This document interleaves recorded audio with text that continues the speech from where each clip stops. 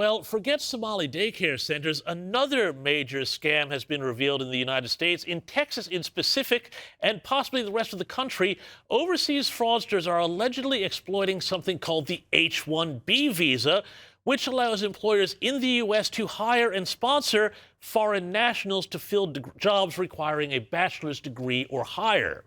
But all you need to do to get in on this, apparently, is set up a business at a home address. And there are allegations that foreigners are using these home addresses to create fake businesses and fake job postings to bring in their overseas buddies. It's all been exposed by Blaze TV host Sarah Gonzalez. Have a look at this. I was wondering, I was just looking for more information on Quibbit's technology. Can I call cops? I can't call. Yeah, sure. I would love for the cops to come out here. I just have some questions about the H-1B visa workers that you workers for your company in here. Do they work out of here? No. Well, I'm pleased to say that the Blaze TV's Sarah Gonzalez joins me right now on the program. Sarah, welcome to the program. Explain some of this to our viewers here. What is an H-1B visa, and how does this scam work? Yeah, thank you so much for having me on to talk about this very important issue that's happening here in the United States. So the H-1B visa was designed for people from certain other countries to come here to this country if they have a very special set of skills, like say, very, very highly developed, engineers, software engineers, very high tech, elevated senior management people. This was designed specifically for people with that unique skill set because the idea is, hey, we can't find American workers. We need to import these people to fill American jobs at high levels. But what's ended up happening is that this H-1B visa program that was intended for good is now, of course, being abused by people who want to bring their friends, their family, and by people who, in this particular man's case, I worry that he is what they call a body shop. So a body shop are people who act as consulting companies, bring in a bunch of H-1B workers and farm them out and take a portion of their money that they are making. It's a really, really nasty scam. But unfortunately, the fraud that we've uncovered is just the tip of the iceberg. We started finding so much information here in the state of Texas that we decided we've got to do a multi-part expose just going around and exposing all of this potential fraud that is really happening right in front of our eyes, and nobody seems to be paying attention. And Sarah, this whole debate about skilled visas, we have the same thing here in Australia, where people are worried that, you're bringing in migrants to take jobs of local workers. I have heard that these H-1B visas have been devastating to people who, say, have computer science degrees and things of that nature because they keep getting undercut by foreign workers, and corporations absolutely love these things. Yes, you're absolutely right, because they can get these foreign workers. They think that they can get them at a lower rate. And of course, these workers it's kind of like a new slave that they're importing because they know that these people are beholden to these companies. They want the H-1B. They have to do exactly what is told to them so that they can continue to keep that H-1B. It's a really, really nasty thing that they're doing. I'll give you a few others as well. I was going through a database that listed all of these H-1B jobs that were out there for people to apply to. And I started noticing something very interesting. What I started noticing is that there were a lot of elementary school teachers. There were a lot of middle school math teachers. There were a lot of bilingual teachers. There were a lot of, in fact, I even found one at Texas A&M University for an athletic trainer. I refuse to believe that we don't have Americans that are able to fill these jobs. It's these people that are exploiting the system. They're abusing the system. And as you pointed out, there are a lot of people in computer science that are very upset. We set up an email address for people to send tips to, and we started receiving a flood of tips that were coming into our email address, and people were saying the same story time and time again.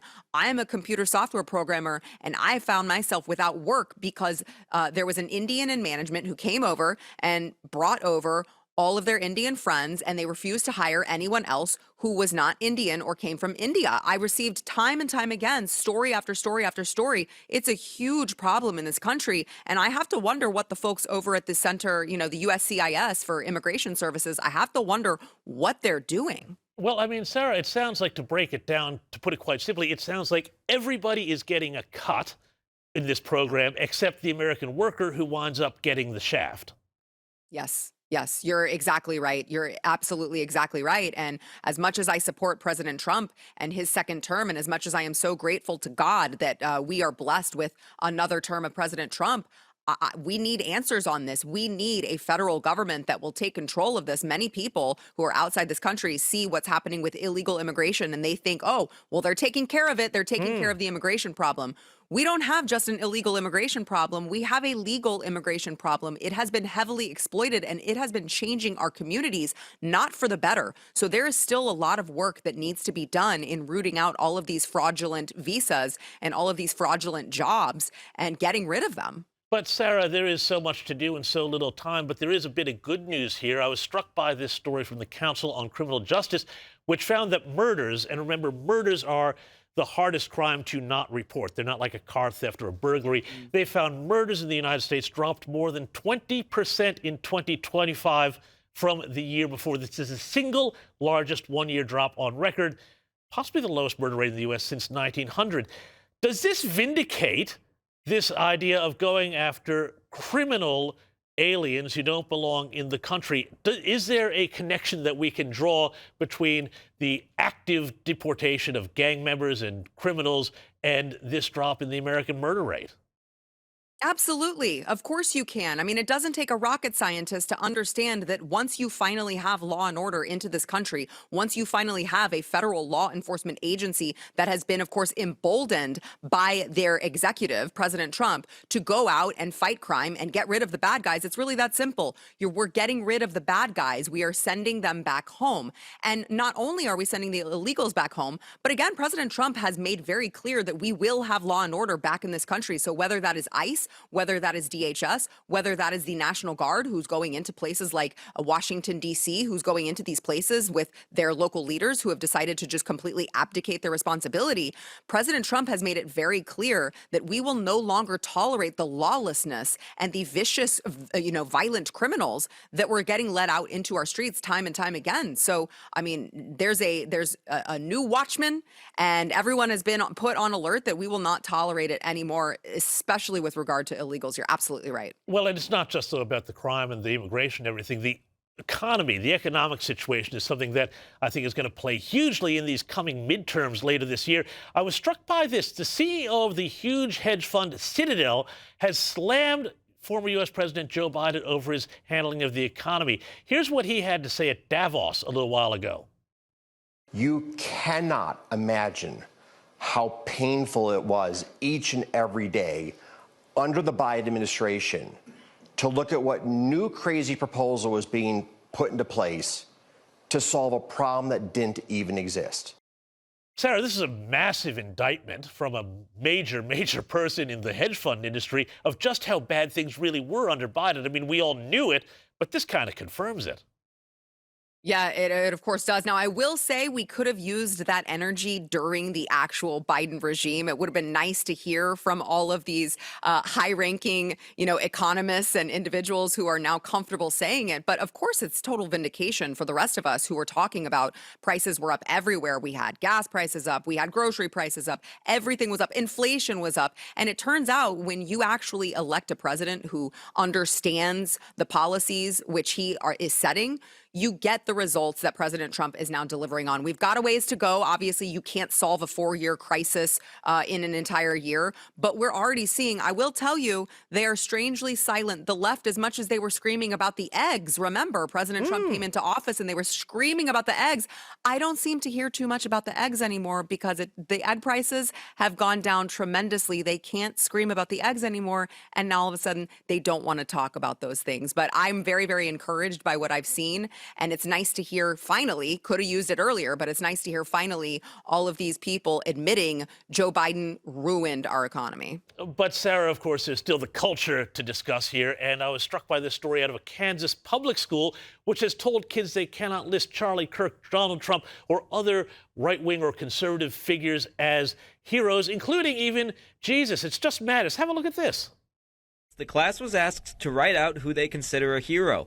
One child wrote Charlie Kirk was their hero, and the guidance counselor apparently got frustrated. Then another child wrote Donald Trump, and they got more annoyed. After that, a student wrote Jesus, and the counselor said that none of those names were allowed. Sarah, very quickly, your reaction to this. Yeah, it reminds me of the time a few years ago, pre-COVID, when I took my son to his charter school and he was supposed to come up with his hero. They were doing a little walkthrough. They got to dress up like it. He said Donald Trump. They said no. And curiously enough, there was a Barack Obama who was able to be there, but no Donald Trump. Look, this is the result. The end result of all of these communists and Marxists coming in and infiltrating in the education system. You have, of course, guidance counselors like this one who are going to come in and try to train all of these young people, trying to train an entire generation of communists. This is why the school choice movement has set fire across this nation, is because conservatives and just sane people don't want communists teaching these children what to think rather than how to think. And this is really, really, truly despicable. But I hope that the parents in the school district are opening their eyes and looking at their other choices, because we have to change the public school system here in this country. Sarah Gonzalez from Blaze TV, thank you so much, and thank you for your courage in calling out communists. We need more of your straight talk. Thank you so much, Sarah.